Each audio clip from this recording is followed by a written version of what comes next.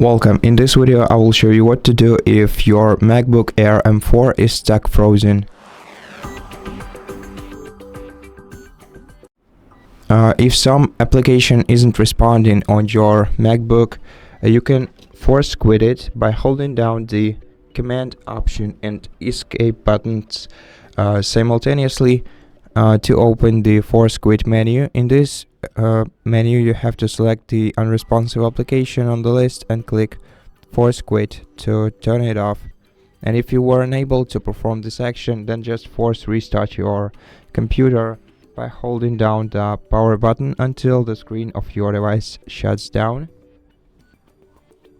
And once the screen of your device is turned off, turn your device on again by short pressing the power button once again, and then just wait until your device is turned on.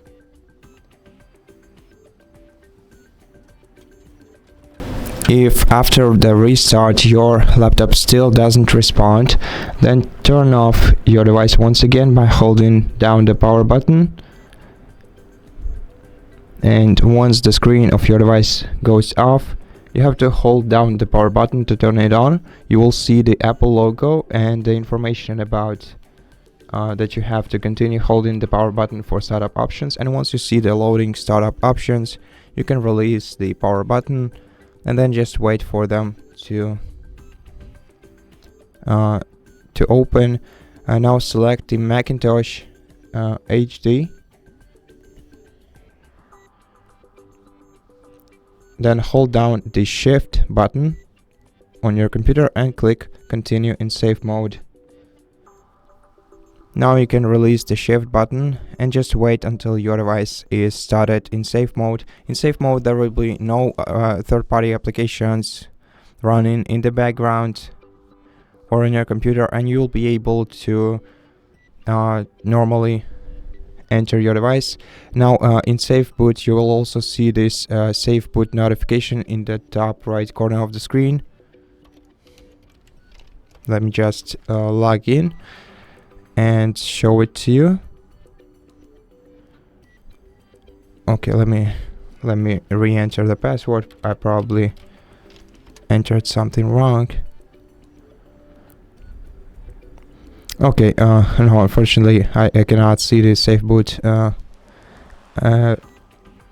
sign right now, but basically yeah, in this mode your computer should start working normally.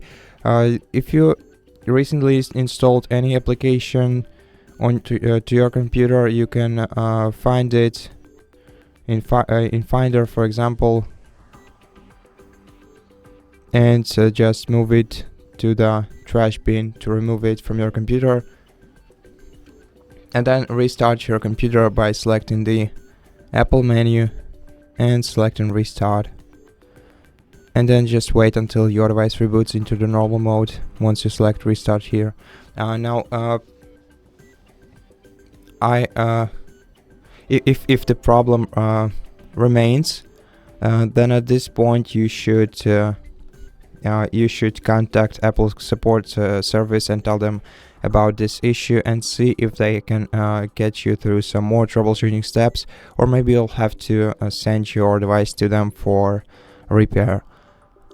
So I hope that this video helped you, and if it did, please consider subscribing to our channel, leave us a like and a comment below, and I'll see you in the next one.